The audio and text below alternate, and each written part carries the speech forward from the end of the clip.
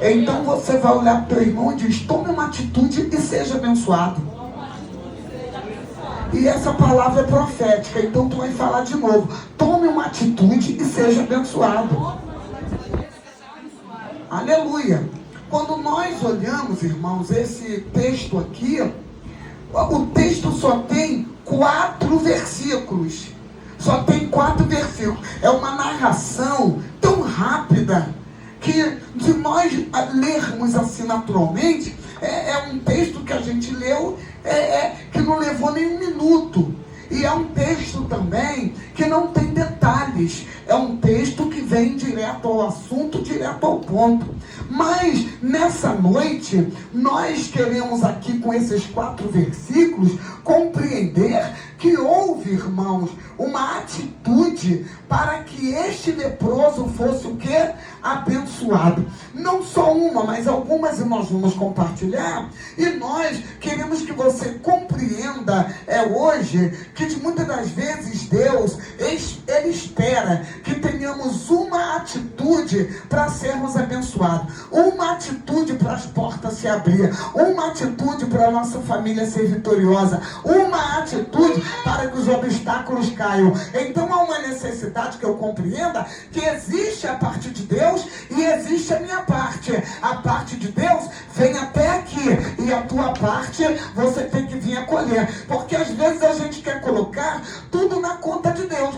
Porque o Senhor vai me dar, mas não tem atitude. Aí quando eu olho para esse leproso, ele recebeu a bênção? Recebeu a bênção, mas ele teve atitudes que queremos compartilhar de um modo prático nessa noite. A primeira atitude que eu percebo nesse texto aqui é que ele saiu da sentença da morte para procurar saída. Fala assim: largou a sentença da morte. Fala, largou a sentença da morte para procurar o que? Saída. A pastora Raquel, assim, porque vocês sabem muito bem que nesse contexto aqui, ele estava sentenciado a morrer num determinado lugar. O leproso dessa época, ele não podia mais viver em sociedade, ele não podia mais viver em família. Ele tinha o quê? Que ser levado da cidade para um lugar, vamos chamar assim, lugar de refúgio, mas que seria dado como um leprosário.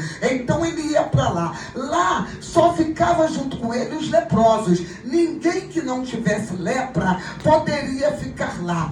Toda alimentação que a família levaria para ele, geralmente esse leprosário ficava entre rochas, porque se você que não tinha lepra fosse lá no leprosário, até mesmo para mandar alguma comida mais específica para um dos teus doentes ou enfermos de lá, você descia um balde, uma cesta de palha de vime, que seria como se fosse um balde, descia numa corda. Aquilo tinha que ficar lá, não podia retornar mais, porque a lepra era altamente contagiosa dentro da visão daquela sociedade. Então, cada vez que se ia, tinha que largar lá o balde e a corda. Aquilo que o leproso tocava não podia mais ser tocado por outra pessoa. Aí o que é que estava se falando? Você vai ficar aí, você vai morrer aí, a sociedade te exclui, tem leis perigosas contra você que é leproso.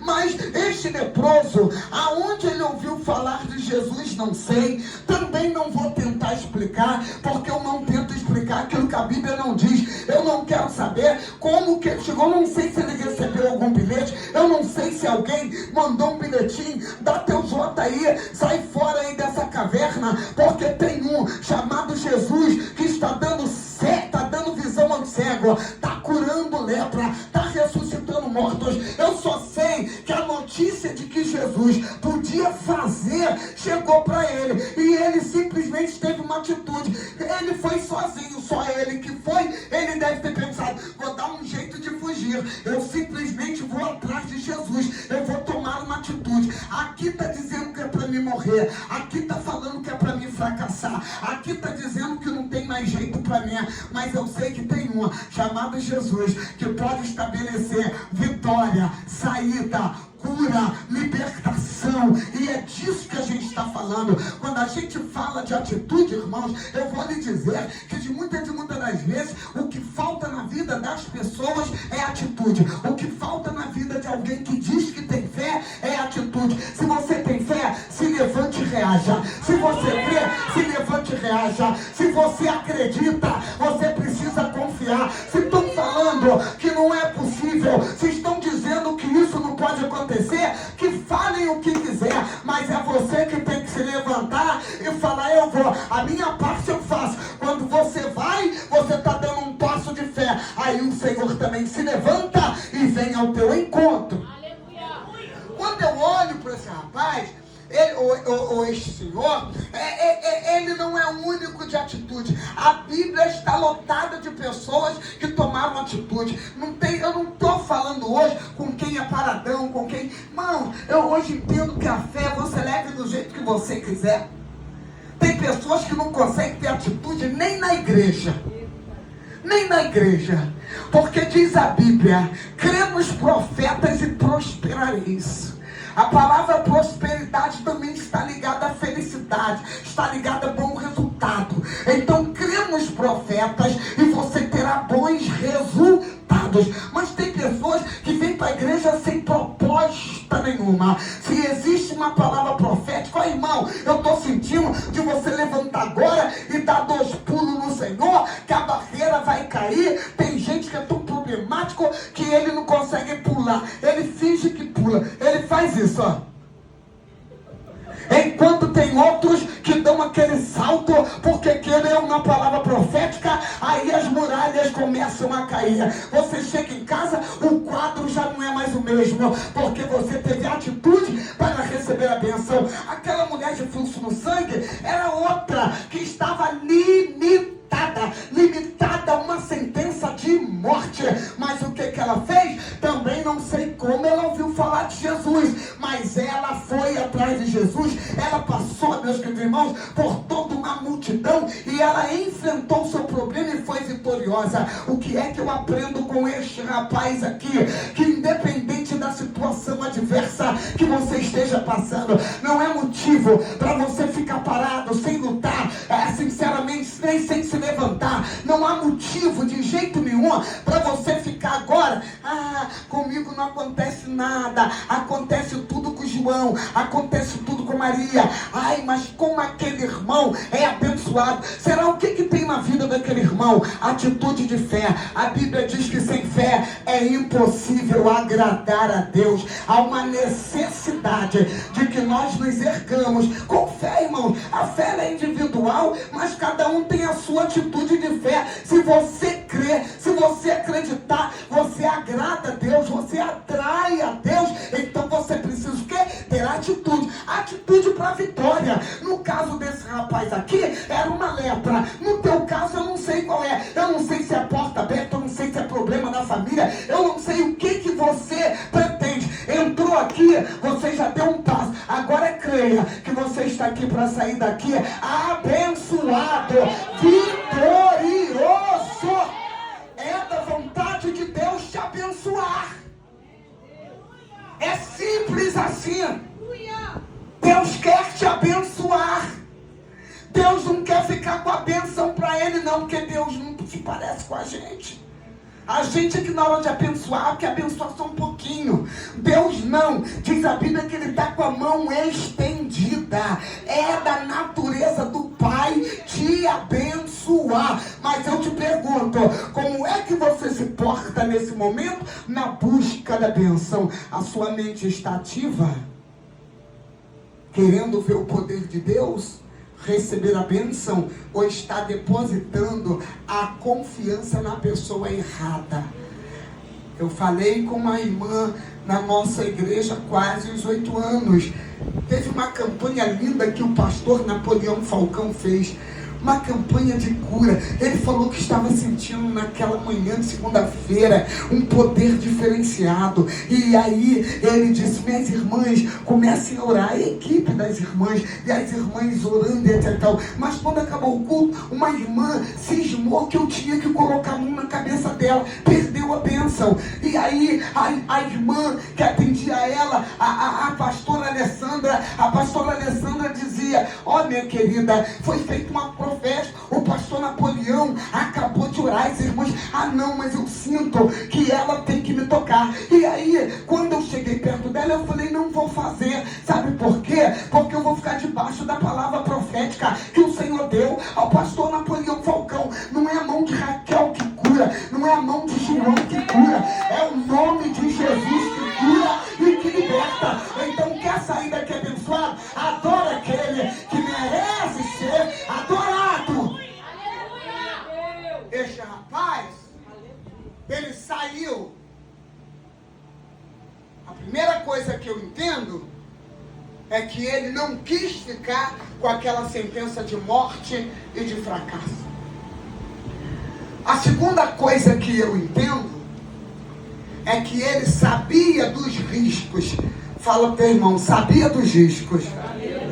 Fala assim: a multidão. Ele saiu, mas ele não saiu alienado, achando que tudo que ele fizesse ia dar certo. Porque às vezes, irmãos, nós estamos imbuídos realmente de uma fé, de uma autoridade, mas nós não entendemos que dentro da nossa atitude de fé, a nossa fé pode ser testada. O Senhor testa a nossa fé. Para de querer viver um evangelho que não existe.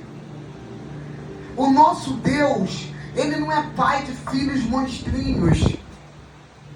Pastora Raquel, o que a senhora quer dizer com isso? Irmãos, tem pais aí que eles perderam a noção. Aí ele cria filhos, no bom sentido, bem carinhosamente, monstrinhos. Sabe por quê? O filho fez o biquinho.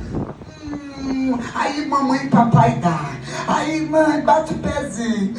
Eu quero quebrar isso aqui. Aí, é o gênio forte. Você está criando um pequeno monstro para a sociedade. Sabe por que a sociedade diz não? A escola vai dizer não. A sociedade vai falar não. Então, Deus não faz isso. Deus, Ele testa a nossa fé. Ele quer que tenhamos o quê? Cabeça erguida, estrutura espiritual, estrutura neurotransmissão psicológica. Então, aquele leproso, ele tinha de tudo para ficar covardemente escondido, esperando uma oportunidade qualquer, sem se mostrar, porque ele não podia ser visto, gente.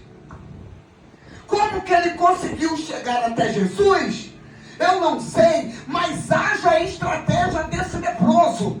Ele teve estratégia que você não imaginava, porque a lei autorizava tanto a lei romana quanto a lei de Israel. A lei romana dizia que ele podia ser apedrejado. A lei romana dizia assim: se você vê um leproso, você pode apedrejar ele até a morte e você não será processado, você não será responsabilizado por este homicídio. Aí vem a lei de Israel e dizia o que a lei? A lei de Israel dizia assim, está escrito lá em Levítico, capítulo 13, 14, vocês podem ler, a lei da lepra. Ele tinha que fazer o quê? Fazer uma bagunça no cabelo.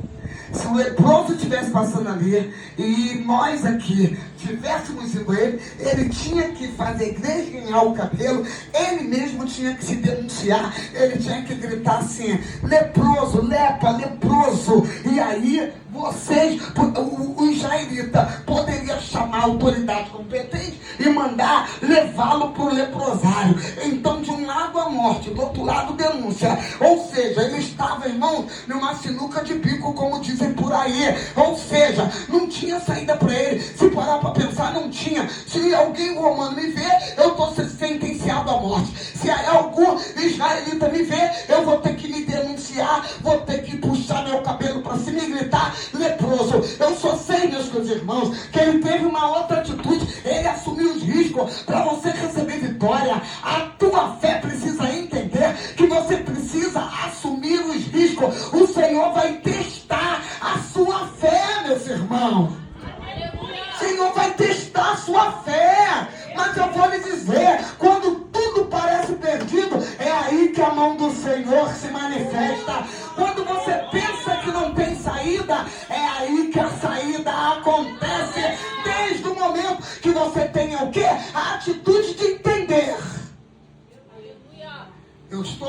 posicionado.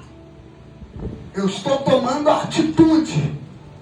Então agora eu corro esses riscos, mas eu sei que o Senhor pode me abençoar. Eu tenho a impressão que esse leproso tinha uma experiência na esperança fantástica. Eu tenho a impressão que ele deve ter pensado: bom, eu tenho esperança que se Jesus me ver, mas e agora que Jesus não andava sozinho?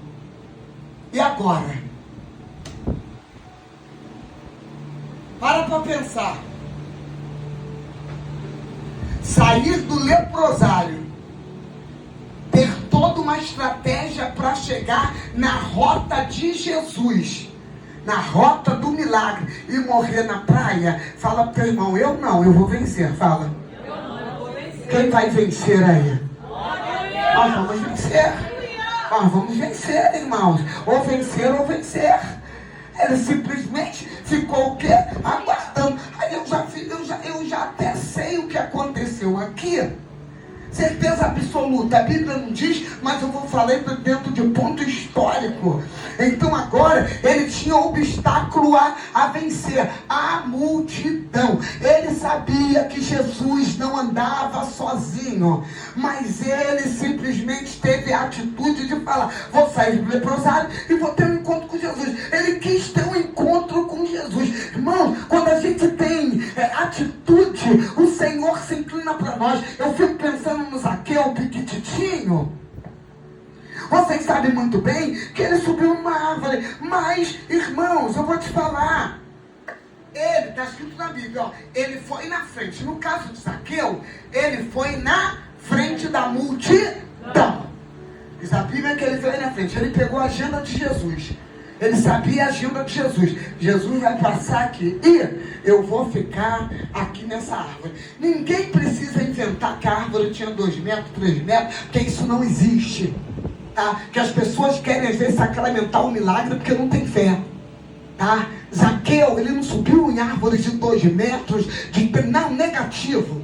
A árvore era uma árvore mediana, era uma figueira brava. Então a única árvore ali do caminho de Jesus era aquela figueira brava, era o teste de fé dele. Olha, ele quer encontrar Jesus. Olha, se olharem para ele, não vão deixar nem ele se aproximar, porque ele era publicano. Então ele se adiantou e foi procurar Jesus. Ele queria um encontro com Jesus, independente de qualquer coisa. Ele foi, ficou lá escondido nos arbustos. Irmãos, uma figueira brava, a mão dele estava pegando fogo, o corpo dele estava corticário, porque aquela figueira terrível. Eu estive em Israel e recebi uma aura sobre aquela árvore, que segundo a tradição foi daquele tipo que Zaqueu subiu, mas ele queria ver Jesus. Ele estava determinado. Zaqueu não procurou Jesus para ser embalado no berço. Ele procurou Jesus porque ele sabia que a sua alma, que o seu espírito precisava de Jesus. E aí ele fez o que foi necessário. Faça o que é necessário. Essa fé mole, molenga, essa fé de pudim, isso não existe.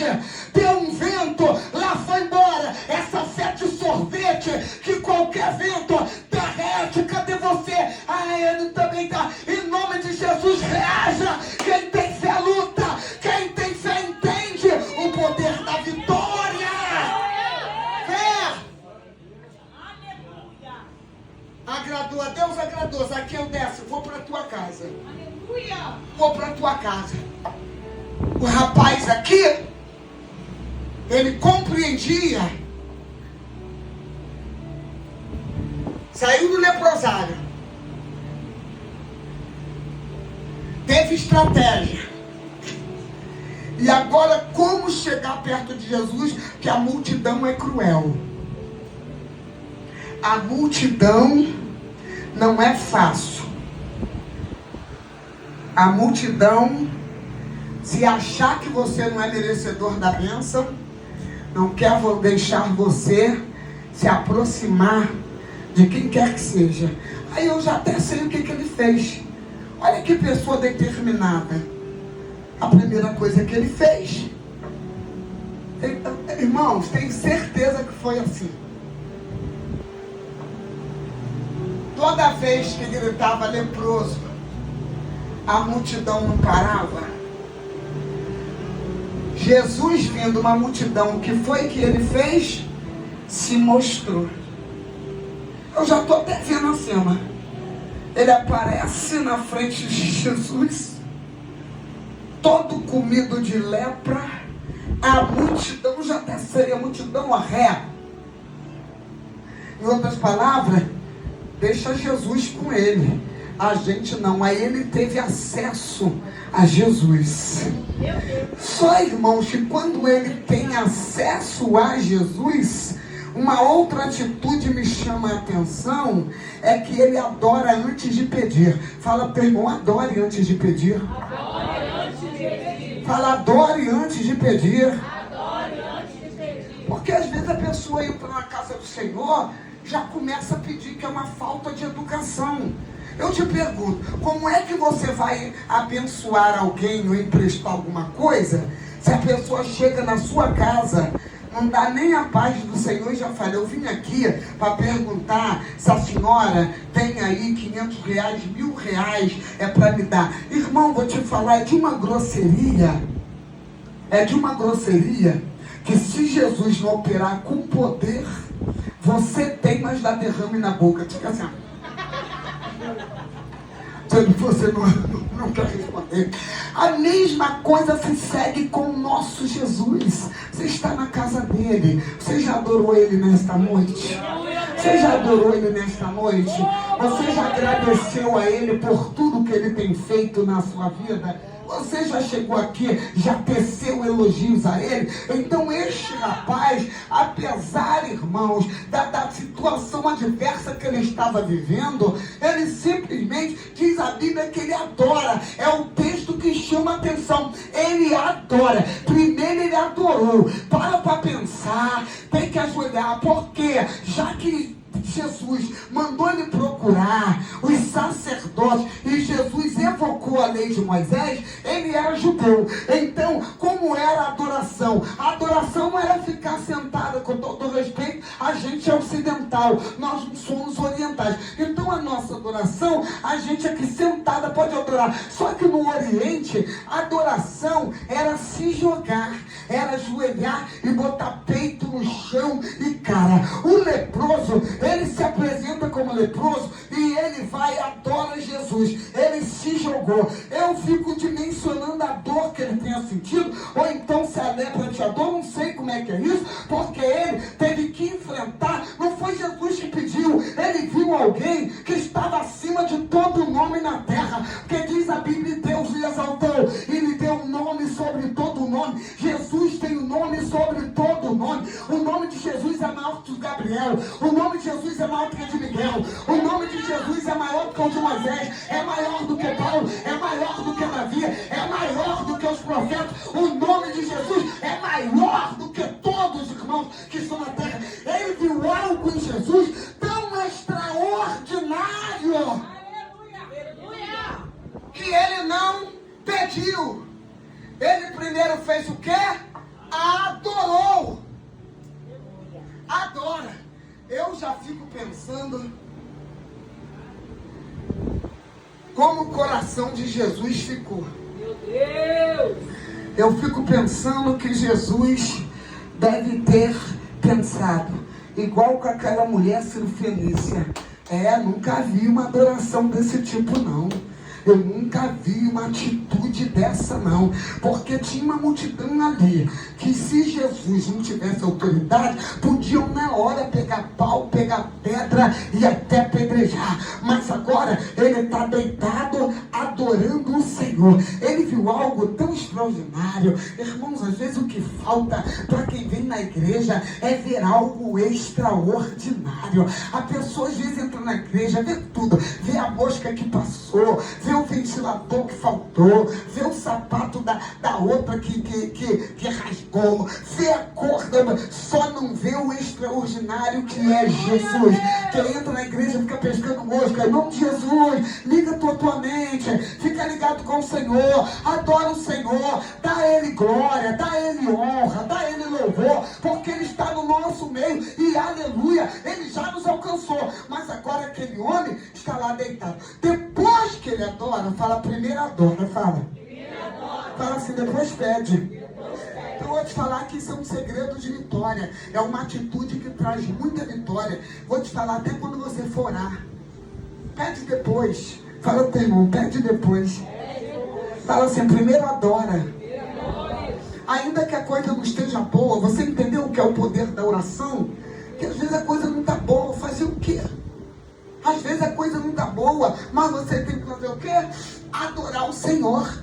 Adorar o Senhor. Adorar o Senhor. Quando nós entendemos o poder da adoração, eu estava com a pastora Nádia, viajando para Barreto. E aí, é pouquinho, é pertinho. Coisa de 13 horas de viagem, mas é muito perto. Para quem tem carro, isso aí é nada. Mas eu estava muito cansada. E aí, quando deu 1h da manhã, eu falei, porque eu gosto de sair de casa para viajar depois de 9 horas da noite, por causa do trânsito. Ou então sair 3h30 da manhã. Mas eu quis sair 8h30, 9 horas. Fui. Quando deu 1h da manhã, eu falei, pastora Nádia, ó, eu estou muito cansada. Não é nem a questão de você dirigir. Eu estou querendo esticar minhas pernas, estou cansado. E quando eu fui parando perto de um hotel que nós localizamos, vem um rapaz, tipo um mendigo, e ele bateu aqui no vidro do meu carro. Ele bateu, a pastora Nádia falou, não abre não, pastora Raquel. Aí eu disse, ó, minha pastora, você me desculpa, mas eu vou abrir sim. Eu vou abrir. Porque a batida no carro, uma batida muito elegante. Porque não é de alguém que você tem tanto discernimento, irmãos. Eu não vivo com medo de nada. Ninguém me espanta. Não, ninguém me espanta. Só quem me bota de boca aberta é o Senhor Deus. As demais coisas é o mundo, é o sistema. Não quero nem saber. Você entendeu? Não tem medo de bala perdida. Senhor, se vir uma bala perdida pro meu lado, dá uma arrebentada do espírito, manda pro outro lado.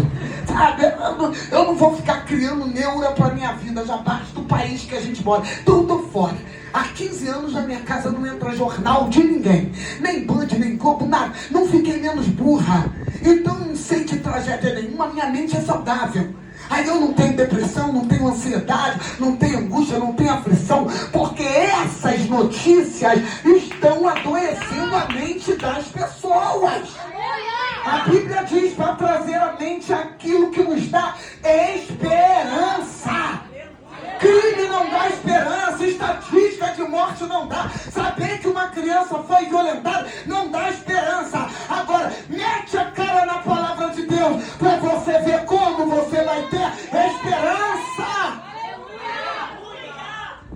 A batida é elegante. Abrir. Era 1h da manhã. Ele foi e disse para mim, bom dia. Eu disse, bom dia. Ele disse, ainda tem ali alguns lugares que está vendendo comida. A senhora poderia me dar uma janta? Aí eu estava com o meu pendrive, que é 13 horas de louvor. Eu sou meio programadinha também. Eu não gosto de ficar ouvindo essas rádios que fala demais, então fala tanta besteira, que aí eu tenho um pendrive que é 13 horas só de louvor. Acabou o meu problema, vou e volto. Aí ele escutou o louvor, aí ele começou a cantar. Um louvor lindo. Aí cantou, eu me emocionei, saí do carro e eu falei com ele, meu filho, mas que voz linda que você tem. E aí ele falou assim, um dia eu já estive com Jesus, mas eu abandonei Jesus E olha o meu estado, me tornei um drogado e um pedinte. E ali de madrugada fizemos uma oração por ele, aquela coisa toda. E aí eu simplesmente abri minha carteira e falei com ele: olha, você vai hoje fazer uma janta muito maravilhosa. Você vai ver, uau, obrigado, tal. A pastora Nádia falou: pastora Raquel, a senhora é uma pessoa tão legal, tão bacana. Eu falei: não, pastora Nádia, ele adorou o nosso Deus com dignidade. A adoração se consegue movimentar o teu coração. Imagina o coração do Pai. Imagina o coração de Deus. Vou te falar, para de ser resistente à pessoa do Espírito Santo. Para de ser resistente dentro de um culto. Se joga na presença dele e adora ele. Aleluia. Você adora e depois você recebe. Mas recebe mesmo. Se um ser humano pode atender, imagina o nosso Deus que diz: pedi e dar-se-vos-á. Ele adora o Senhor. Agora ele já não está muito ligado a uma bênção direta. Ele deve ter entendido que Jesus era tão sublime. E ele não entendia se a fé dele era suficiente para receber a cura. Aí ele diz: se tu quiser, se for da tua vontade, se for da tua vontade, podes tornar-me limpo, mas só se for a tua vontade. Porque o adorador tem discernimento, irmãos. Tem tempo que não é o tempo da bênção. Não é que Jesus não vá fazer. É tempo. Ele é Senhor do tempo. Também quando ele faz, ele vem fazendo de maneira completa e absoluta. Aí ele agora já diz: se queres, pode tornar-me limpo. Olha! Se não for da tua vontade, só de ter te visto já tá bom para mim. Vou voltar pro leprosário. Aí a Bíblia vai falar de um toque de Jesus. Jesus curou algumas pessoas com cuspe. Jesus curou algumas pessoas tocando nele. Mas esse leproso, a lei dizia que ninguém podia tocar nele. Jesus, quando bota a mão sobre ele, o grego vai dizer que é o toque mais extraordinário de Jesus, que quando Jesus tocou nele, o Deus da vida estava dizendo assim: lepra, eu te repreendo. Todos os órgãos que estão afetados por essa doença, todo músculo que está infeccionado, Jesus tocando, eu estou agora repreendendo. Jesus estava restaurando cabelo, restaurando sobrancelha, restaurando visão, restaurando a garganta, restaurando a pele, porque Jesus tocou. Sabe por quê? Quem é santo, quem é puro, quando toca, santifica e purifica.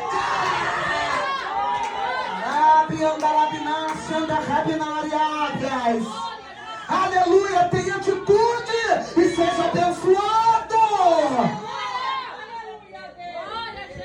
Jesus agora toca. Uma outra coisa que eu descubro, que com a atitude dele, ele conseguiu. Fala assim, um toque de Jesus. Fala assim, cura. Fala assim, a bênção. Fala assim, saúde 100%. Fala.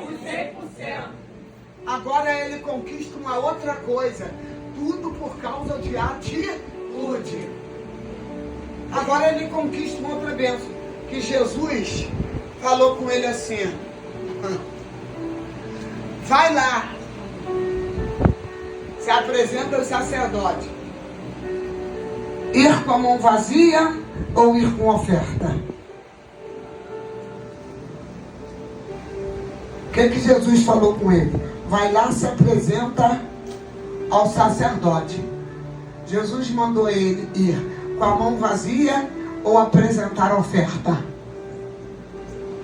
Nós lemos no texto, apresentar a oferta, está escrito aí. Jesus falou, vai, se apresenta ao sacerdote e dá a prestação da oferta que é exigido pela lei. Jesus sabia que ele estava o quê? Curado. Aí você e eu podíamos pensar, meu Deus, o homem estava sem família. O homem estava excluído da sociedade. O homem estava sem culto, coitadinho, porque não podia mais entrar em uma sinagoga. O homem estava, meu Deus, vivendo precariamente no leprosário. E Jesus diz, vai e se apresenta com a oferta que determinou Moisés. Porque Jesus, ele conhece todas as coisas. O que é que Jesus já está dizendo para ele? Eu te toquei, mas eu também te restituo tudo que você perdeu. Então, aleluia, você vai voltar com restituição. Na medida que Jesus curou ele, Jesus restituiu o que?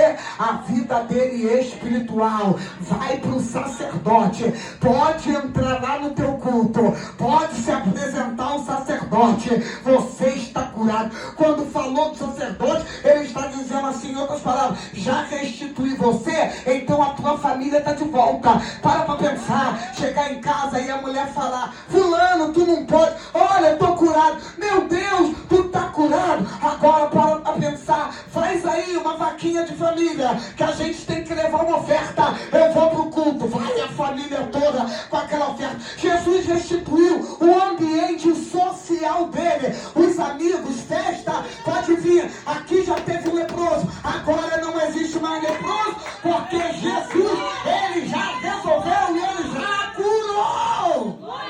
Aleluia! Atitude. Deus não é obrigado a fazer nada que a gente acha que ele tem que fazer. Não. E Deus não se obriga, tá?